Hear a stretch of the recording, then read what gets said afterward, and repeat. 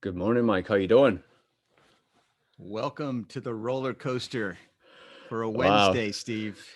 The Yeah, man. emotional Yeah. roller coaster The emotional is our roller world. coaster. Yeah. And we're finally live again, right? It Live took on it took a YouTube. while. It took a while for us to get there. And I'm just checking all the devices. Oh, Are we working? Is it good? Usually a delay. Yeah, we're there. We're live. Let's keep going. So so it's the roller coaster I'm talking about, emotional roller coaster, is yesterday you got the upbeat, positive, looking at the future. The vision looked good. The data looked good. We're going to get back to the workplace. We're going to start planning to get our employees ready to go. And then, as sure as day, every time I get into that kind of mindset, I see something in the news that balances me out. The pendulum swings back to this kind of dis disappointed. Not the right word. I guess sad. I get sad, and I kind of see some reality and how even when we do begin to plan getting back to the workplace, it's going to be tough. You know what I'm talking about? Yeah. Yeah. No. No. Of course I do. Of course I do. And I think we both. Well, probably I felt that more so yesterday. So I totally get it, and it's really hard to isolate yourself from all the media, everything that's going on, because it is horrific, right? And there are people who are going through horrendous things. But where you are probably today, I was probably feeling that a little bit yesterday. Yeah, I So I watched took the back, and you initiative. were you were a little Yeah, down yesterday. I was, and I felt it. So we get off camera. I watched it again, and I was taken aback by actually how I did come across, and I was like, I can't let that happen again. And it's not that it won't happen again, but it's more of, okay, so what can I do to ensure my mood, my positivity, I have vigor, energy each day, and how do I do those sort of things? So, Well, this is a good thankfully, start. This is yeah, a yeah, good yeah. start. So, We balance so each other thank you. out a little bit. There Yeah, you I'm go. glad There we you do go. this. No, no, me too, me too. And part of it was just having conversations with people, right? People in our industry, hearing different things, but Yeah. also being reminded of to look forward, reminded to there are opportunities here, and that may sound capitalistic, it may sound insensitive, it may sound whatever, but in essence, what can we do? How do we take this opportunity that we have? How do we ensure that once we get past this, that we're a better person, we're a better selves, our organizations are better, our workplaces are better? Yeah. How do we ensure that we're doing everything we can at this time?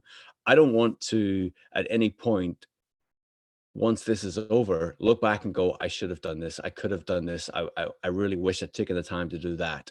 As we Yeah. sort of think about it, and I'm like, okay, so I will not let that happen to me. I'm not saying that it won't, but it's just every day I got to come up with that attitude, that vigor. And that's sort of how I have pulled myself out of it. And I have to continually remind it. It's like we were talking last week. Yeah. We need these constant reminders, right? So what are we doing every day to have these constant reminders?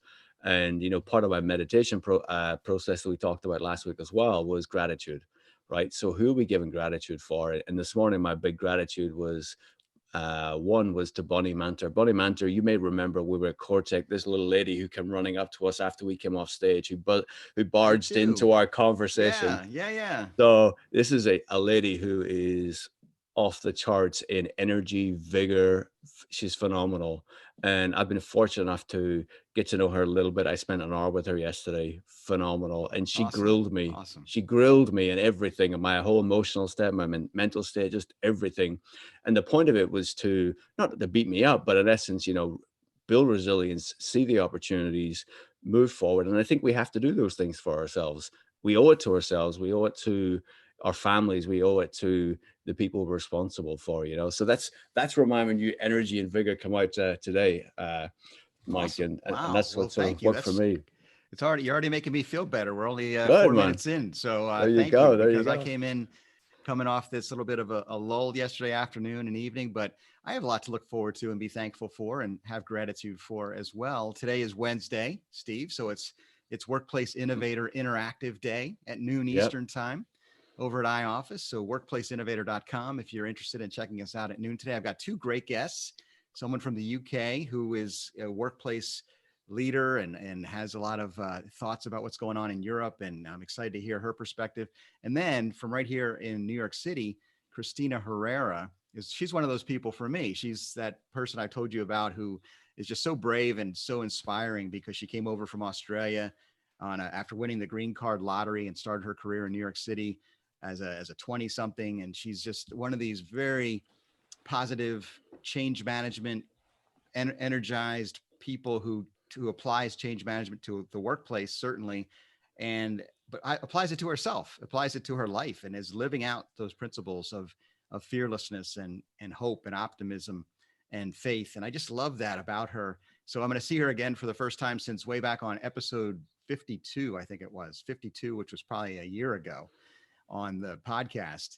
And so that's just got me excited. I'm going to see how that goes. But the question I'm going to ask the audience to start off today, I've kind of already figured this out. It kind of ties into this theme of how we should mentally be managing day by day as we head into these few coming months. Do we want to focus on the here and now? Should we just spend time thinking about work at home practices and policies and being the most productive selves we could be, and also how we can keep ourselves mentally fit? We talked a little bit about that earlier this week, and we talked about it on my live stream last week with well-being being the focus. Or do we continue to try to cast that vision and prepare for the future? Because we will eventually have to bring our employees back into the built environment and have new protocols, new procedures, things that make them feel safe and keep them healthy, disinfecting surfaces, all those types of things. And we can plan. But whenever I seem to start thinking about that new reality and what that might look like and imagining it, the things that I can't control necessarily, that's when I start getting into that dark place. But I know we have to do that. So maybe we need to do both. What do you think? I don't know. Yeah, no, I think we do have to do both. I think you're right. And to your point, right? But how do we protect ourselves from getting in that dark place? I actually watched an interview this morning of, I'm a big football fan, soccer fan, right? And I watched an interview of my team, Manchester United, their manager. And, obviously you've got these professional soccer players who are trying to stay fit because the season's on hold. They don't know when they're coming back. And they were asking him about what does he do to help his team? Have they got fitness programs? Are there different things that think about coaching? And he says, all I'm thinking about is their mental state. How do I ensure they're mentally positive? How do I ensure that they're mentally active and mentally prepared to go back? And that's his number one priority right now. Yeah. This is someone who looks after the elite professionals who are paid hundreds of thousands of dollars each week to perform.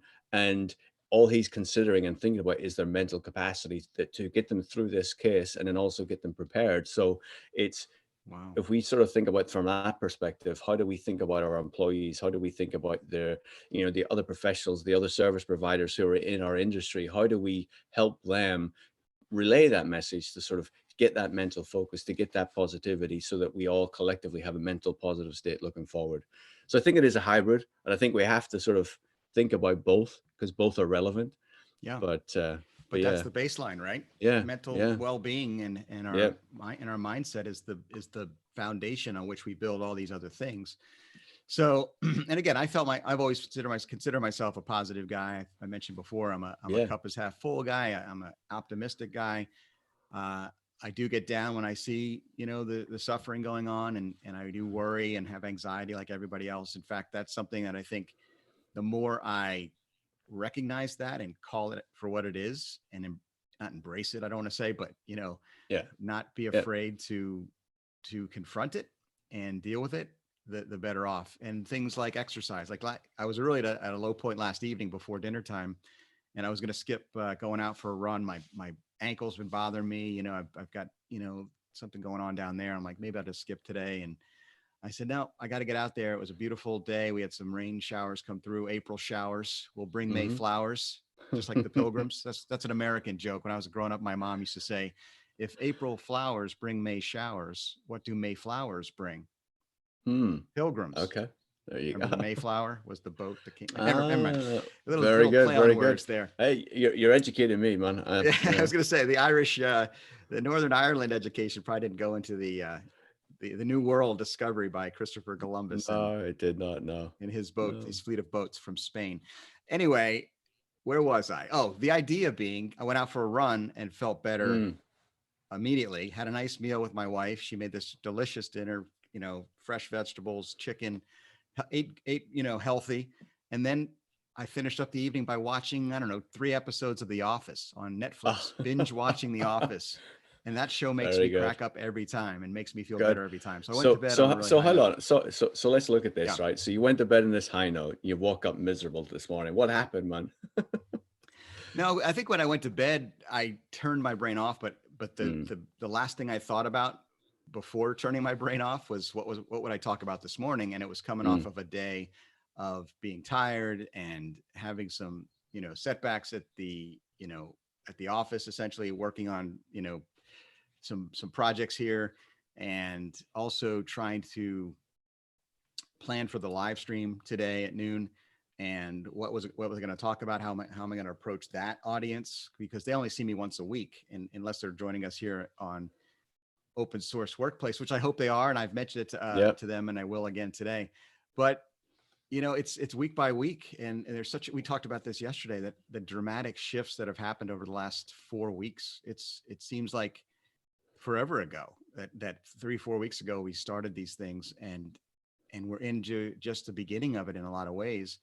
I ran out after my run. I was walking back to my house and ran into one of my next door neighbors who was out for a walk. And she is someone who does not traditionally work from home. I think she's a government worker. So she has to work in the office, typically remote work, flexible work's not part of the picture, but now it is. And it was pretty interesting because she was like, this is their third week or fourth week. And she was really saying, boy, my back hurts. The chairs aren't good at home. There's just a lot of things that people who have not had a home office before are probably facing. And guys like you and me who have done kind of both, split time, some at an office, some at home, were better prepared. So I'm reminded of the Workplace Evolutionaries, and I wanted to tell you about this the other day, that they are doing this Mm-hmm. massive work at home survey, and we should share the link. I'll send you the link to share, because people are filling out this survey, and it's really it takes about 10 or 15 minutes. It's pretty in depth, because it really does get to the bottom of the differences between work from home versus what the traditional setup has been. And it breaks down productivity, it breaks down teamwork, collaboration, innovation, how you feel about the effectiveness of managing other people, being part of a team. How do you feel connected with your team? So I can relate to some of it, but I've always been on this island out here. My headquarters for iOffice is down in Houston. I'm here in Washington, DC, the suburbs of DC. So I'll send the survey to you, Steve, because Yep. you're one. What was your tradition? What was your setup before, and what is it now? You were working from home a couple days a week, or what was it? Yeah. So I typically work home 2 days a week, Monday, Friday, in the office 3 days a week. But yeah, send it through. I'll certainly post a link, and yeah, we'll see what people say. Our good friend Neil Usher tweeted the Yeah, other day. I don't know if you saw. And, he's one who likes to give his opinion, as you know, in the shake Neil things Usher up. way. He does, and he was one of the first who sort of said, okay, enough of these work from home webinars and seminars and profiles, all the rest of it. He tweeted the other day, says, all right, enough of these work from home surveys. Oh, really? it's Okay. almost it's almost this gradual progression. It's just kind of Yeah. funny. No, and of course we'll post a link, and it'd I be wonder if he really saw, because it's curious. global. Workplace Evolutionaries is a global Hmm. community, and I think Yeah, they've no, it gotten is. a lot of Yeah, attention for this. They've yeah, been promoting yeah, it. But what does Neil want us to do? I mean, I know he knows a lot. I love Neil. I love his yeah, book, The Elemental Workplace. I recommend it to yep, everyone. yeah. So is the data already out there? I don't think so. This is an unprecedented experiment we're doing, isn't it? No, I agree with you. I agree with you. And it's organizations and networks would be, they're damned if they do and damned if they don't. And Right. if we don't look at the data and we don't collect the data, then, the thing is afterwards, so then, okay, so why didn't we do this or why did we do that, right? And I think you just have to look at the individuals who are collecting the data, the spirit from which they're collecting it, but also the quality of the questions, right? True. What questions in there are really going to drive change for organizations? Is there questions? And again, I haven't seen the questions. You've took the survey, so perhaps you can give some insights. But it's I'm going to pull up a are couple questions for you. are the questions going to be helpful to leaders make decisions? Are there going to be other results going to help workplace leaders provide better information to the leaders? And then from the back of it, will workplace leaders be able to provide solutions? to those. Yeah. And those are the key things, right? There's collecting data, there's analyzing data, and then there's putting, um, I'm trying to find the right word, but actually putting solutions Yeah. to those outcomes, right? And I think that's Generating the key thing. Yeah, exactly. So generating the it's outcomes that are and and what it's all about. and what will transpire is who will be able to provide the guidance, the solutions that we actually use. And I think that will be the key thing. It's not just collecting the data.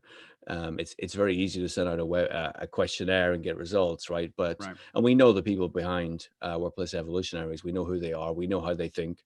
Will this lead to better solutions? The only hesitancy I have to it is this is an experiment. This isn't ideal. You know, there are so many folks like your neighbor, like our colleagues, who don't typically work from home, who are finding it a challenge because they don't have the setup, they don't have the right seat, they don't have the right desk, they don't have the right monitors.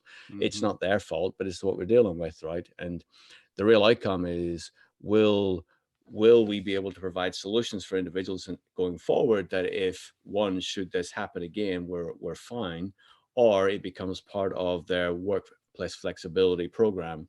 So individuals can create their own environment at home, like you and I have, so that they do feel that they are as productive at home.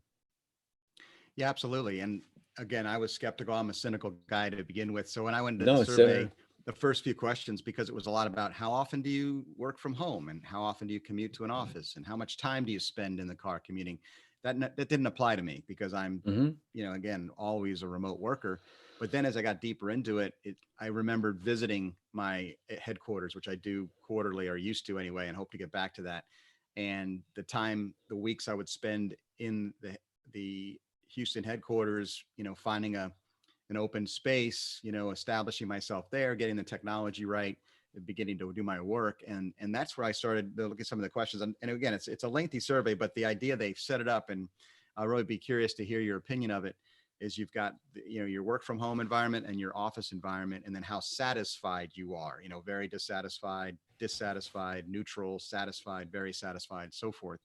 Um, and doing here are just a few things. Are you able to think in creative, innovative ways as an individual? Are you able to contact and reach people when I need them? Collaborate with others, get timely information, answers, decisions from others, keep aware of what's going on in the organization, and so forth. So those types of questions, I can see being different for someone like you.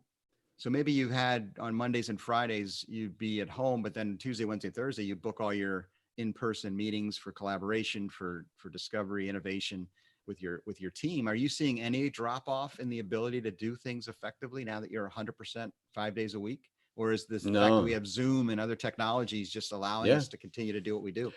no, it is, and I'll come back to the questions you just mentioned, because I do have a thought about those. But to answer the question, I haven't seen a drop off. I've actually seen more engagement. It was quite bizarre that, so my manager, I report to Ray Mays, who's the global head of real estate at Nasdaq. I chatted with him yesterday. We had a catch up yesterday, and I says, "Man, it feels like I haven't spoken to you in a long time." Yeah. And it was Friday 4:30 or 5 o'clock when we signed off. I didn't speak to him on Monday, but it was on Tuesday. But we just feel like we talk to each other all the time. We see each other all the time, and we just hadn't seen each other in one work day. Wow. But the rest of the team, I see all the time. I really do. So it's I don't feel that way, and because the team is usually so scattered, there's projects going on. People are in different buildings, different cities, whatever it is.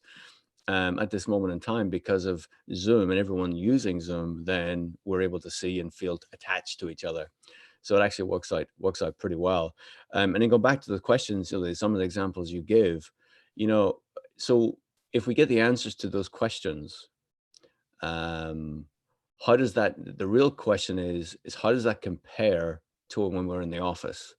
So you think about the responses that we get to all those questions. Has it changed from Yeah. when we were in the office? That's the And that's where key, they're doing right? it side by side. They have Oh, the they're do columns. They have the got it. question and the Okay, column of your work and home environment versus your in the office environment, and got that's it, where we want to see the change. got And it. then it's I'm gonna if say it's no nothing else change, then. I'm yeah, gonna say nothing else then until I okay, see it, because I don't yeah. wanna say anything stupid. Well, I was going to say, and it's hard for you to imagine because it is Yeah, pretty in depth, but yeah. Yeah, And again, I'm sure it's not perfect, but it's about the results, right? What do we do with the yeah, results once we get them? What if it does yeah, say there's a huge drop off?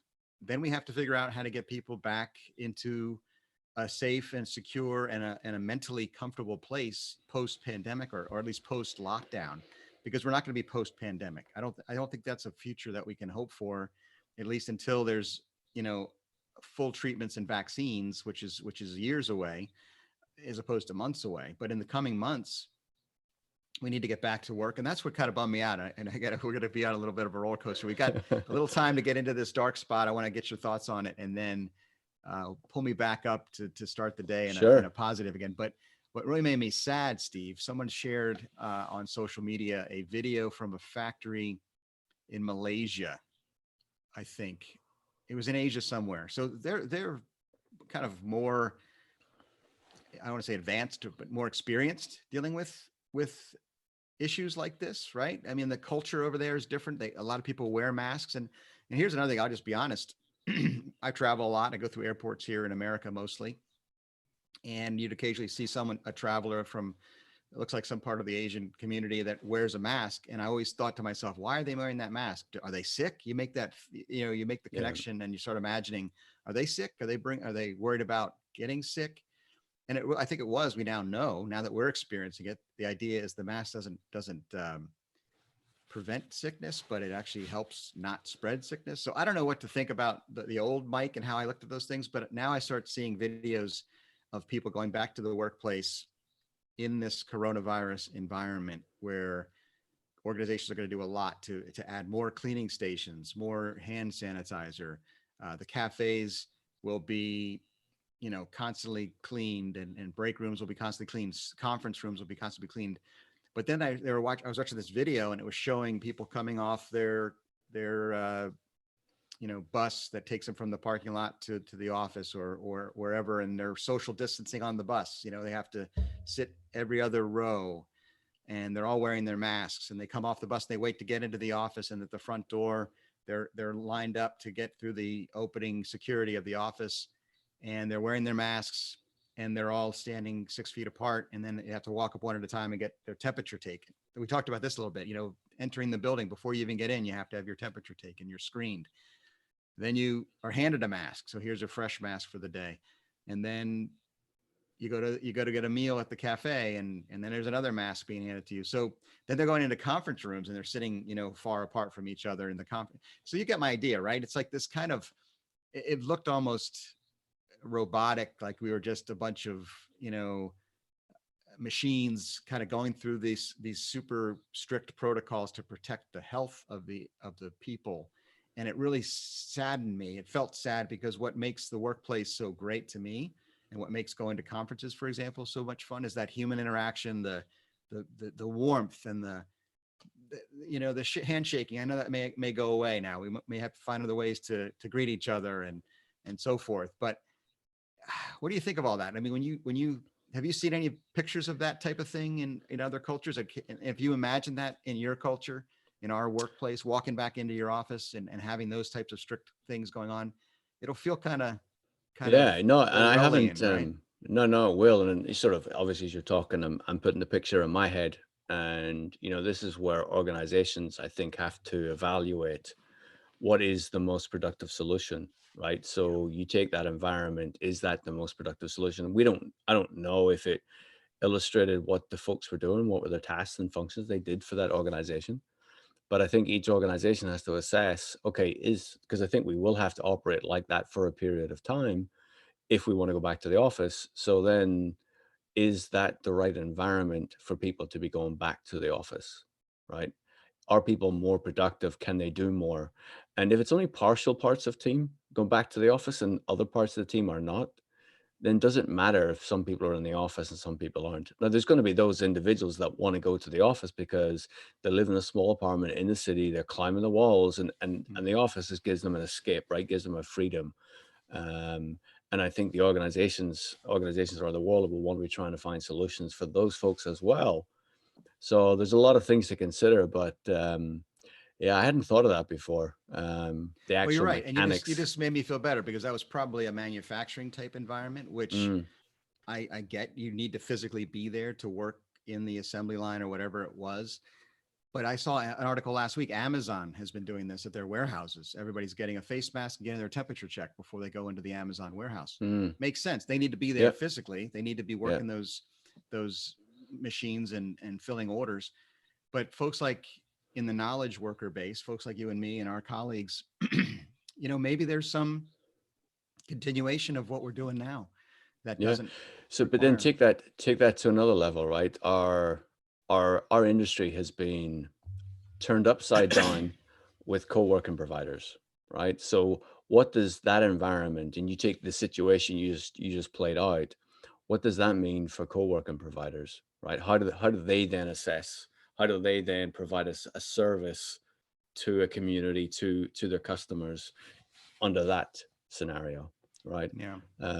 I don't know what their answers are. I don't know, but I'm sure they'll find a solution, and there'll be certainly people out there who are trying to innovate to provide a solution for them to continue the service, because almost every organization uses them for offices around the world.